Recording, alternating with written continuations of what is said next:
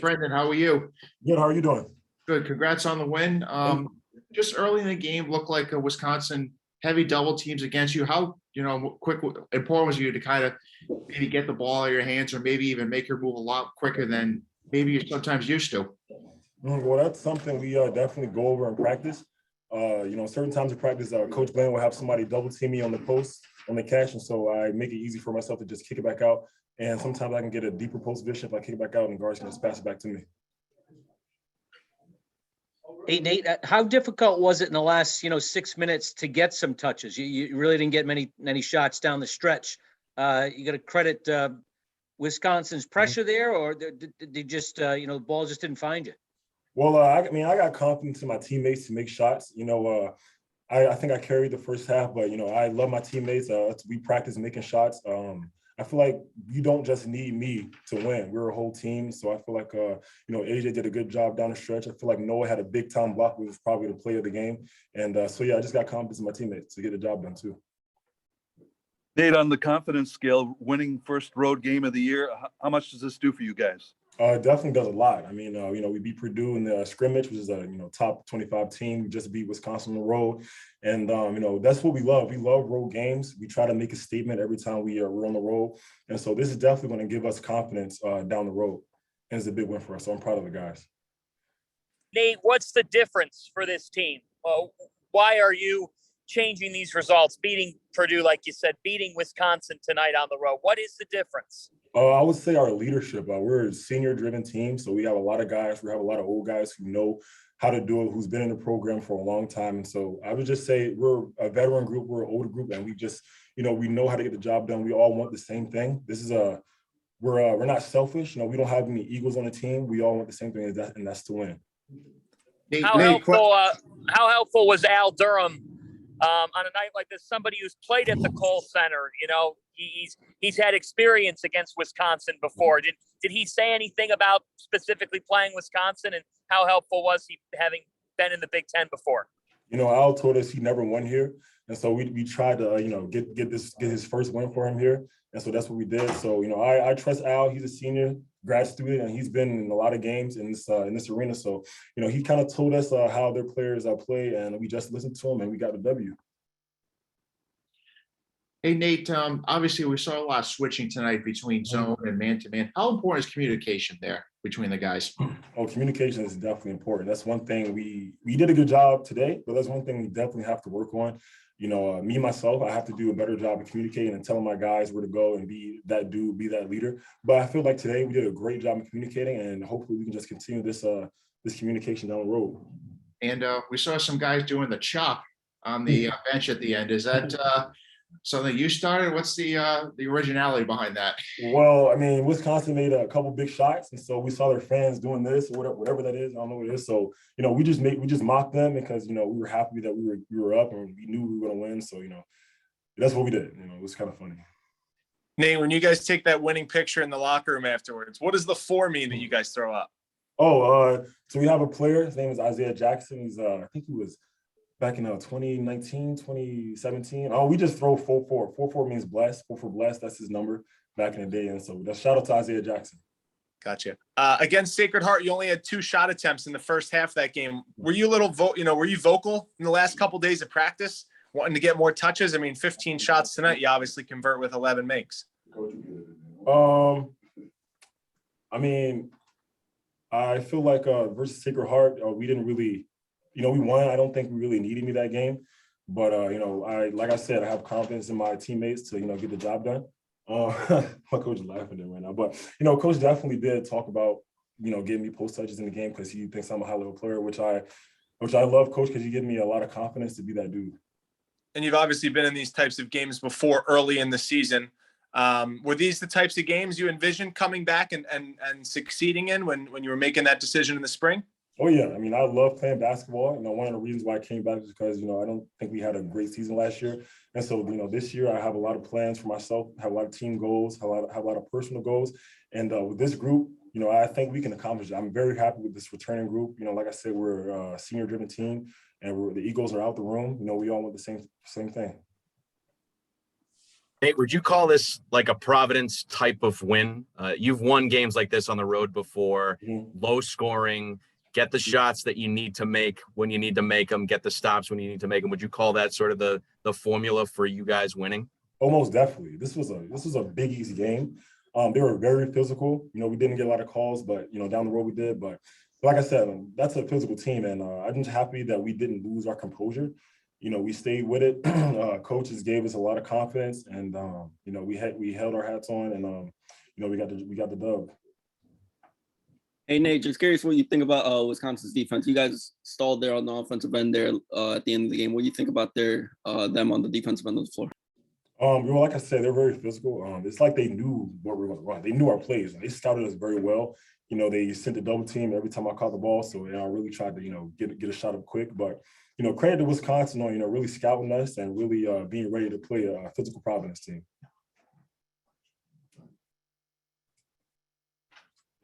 Okay, all right, thank you. Thank you. Coach is up now. Thank you, Nate.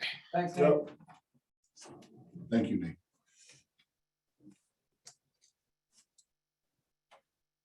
Wow, I am drenched in this. I am soaking wet. Wow, it's hot in here. Hey guys, how you doing?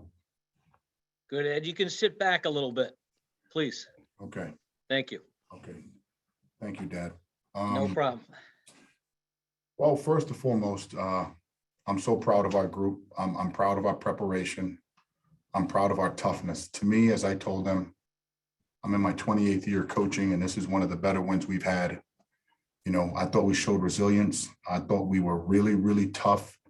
If anything epitomized the Friar win, that was one. You know, it was a low possession game, and we tried to get the possessions up. You know, I thought we had some lackluster turnovers. That obviously you got to credit their defense. We tried to play inside out as much as we can.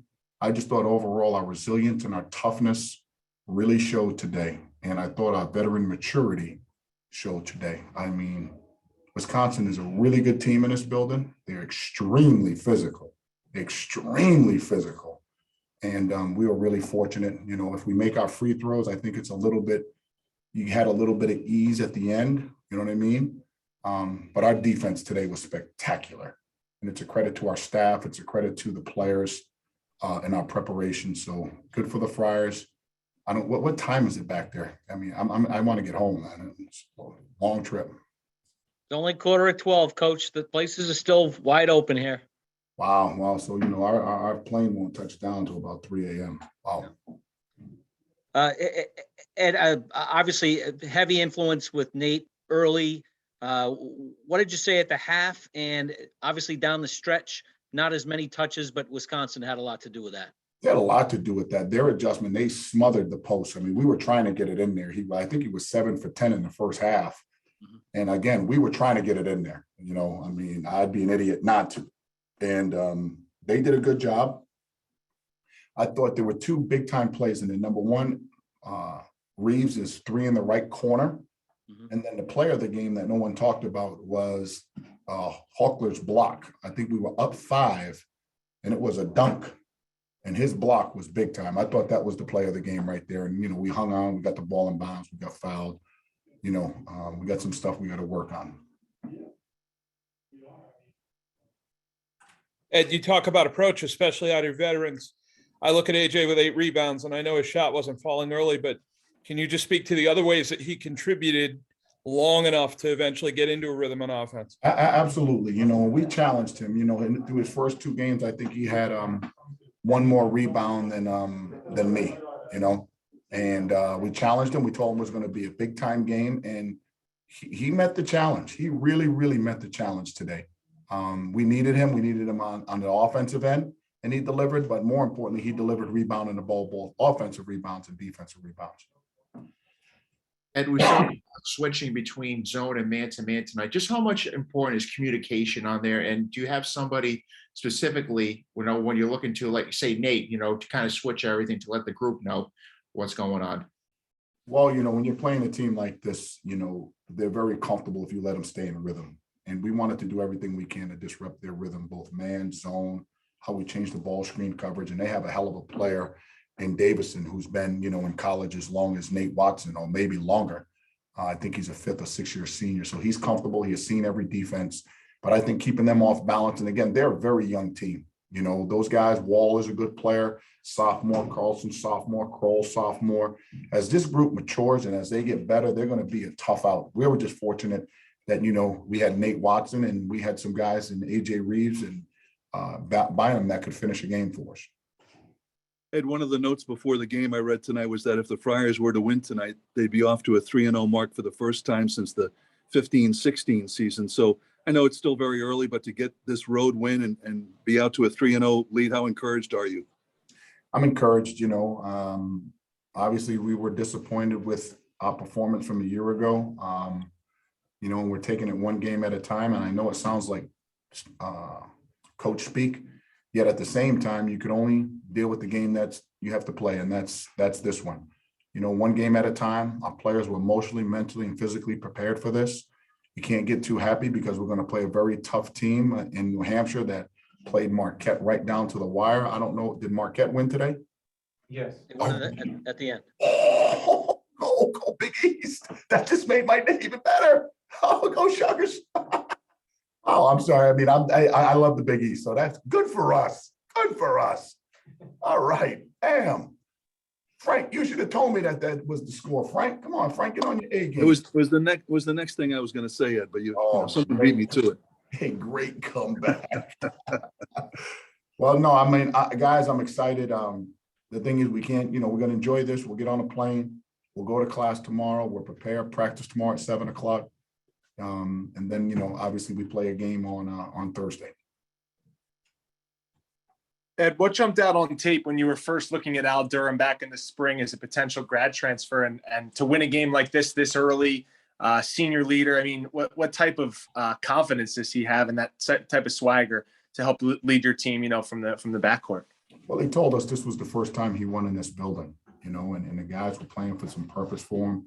And again, Al, you know, he's a work in progress with it. He's got to get comfortable with the way we play. Half step short on some of the sets or some of the offenses we're trying to run to get certain people the ball. You know, as he plays more games and as he gets more comfortable, this environment, there had to be close to 12 or 13 or 15,000 people in here today. So it was loud. So the communication and, you know, echoing the command from the bench and from his teammates, he's been there before. But, you know, I think he's a top level player, and I think he's going to be a really good player in the Big East. I saw Kyron was there. Does he have a little bit of him in his game? Different. Kyron is a true point guard.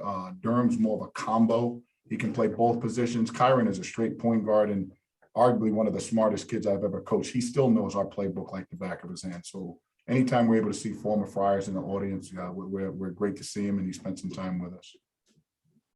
Hey, Coach, just curious what Wisconsin does defensively to make it tough for opposing offenses. It looks like you guys stalled there at the end of the game there for a little bit. I'm sorry. Can you ask that question one more time? I didn't hear you. Sorry about that. Just curious what Wisconsin does on the defensive end to make it tough for opposing offenses. They're extremely physical.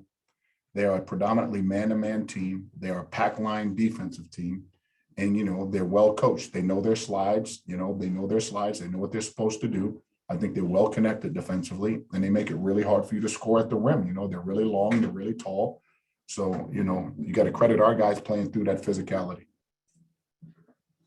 Ed, I know it's early and congrats on the win, but to have this type of an opportunity and then be able to seize that opportunity, and what comes to mind in a week like this is Dave Gavitt and the mark that he left on this sport and the two leagues that are going up against each other tonight. You know, how special is this that these games kind of honor him and that you play a game like this early in the season that can allow you to boost your resume? Well, I really appreciate you asking a question about Gavitt, about Coach Gavitt, you know, who to me is a Friar for life. I know he's looking down on these games in his honor. You know, it's an honor to be the head coach at Providence under, you know, following his footsteps and trying to do some of the great things that he did there. And these Gavitt games are important to the Big East. They're important to the Big Ten. And, you know, to be the leader of this team and to have his name mentioned with Providence College and our current team and our current staff, I feel blessed. You know, I mean, he was a visionary for the game, not just in college, but USA basketball and the NBA. So he covered a lot. He helped a lot of people. he saw some great things. And one thing Coach Gavitt always knew is when to get out. So God bless him, and, you know, may he rest in peace. And I wanted to ask about Justin Minaya. I thought he gave you a nice lift off the bench, 7 rebounds, but there was one play early in the second half, looked like the ball going out of bounds. It looked like he was able to get another possession for you guys. Just how much of the little things that he brings to the table that you've seen so far in the early going? Well, he's an energy guy, you know, he's a multi-positional person. You know, he does a lot of different things. The one thing he brings to us, though, is his energy, enthusiasm, and his positive attitude. And again, he's learning what we're doing. When you have these one-year guys, you know, they're trying to fit in, and they're trying to learn on the fly once it comes to these games, because, you know, the games are different than practice. You can make mistakes in practice and they're correctable. In the games, you can't correct them and stop the game. So, you know, he's a vital piece to what we're trying to do moving forward. And jumping off of that too, just little things that you're seeing from upperclassmen. You mentioned Noah's block. Is that a great sign for you through 3 games, just in terms of buy-in? And, you know, on a play like that, it looks like it's going to be an easy dunk, and it turns into a positive play for you. You know, how much is that a good sign for you as a coach? Yes, it is. Anytime you have a team that you use the word buy-in is so important. Trust, buy-in. The teams that have the most trust with one another, that have a connection with the staff and the coach, and the teams that buy in normally find success along the way. You may not win every game, but if you do that consistently, you'll give yourself a chance to have a successful season. All right, guys, we got to wrap it up. Yeah, guys, we got to get on a plane. I love you guys, and hopefully I'll see you guys on Thursday. Go Friars, and you know what? Have some popcorn for me tonight. Love y'all. Safe travel, Ed.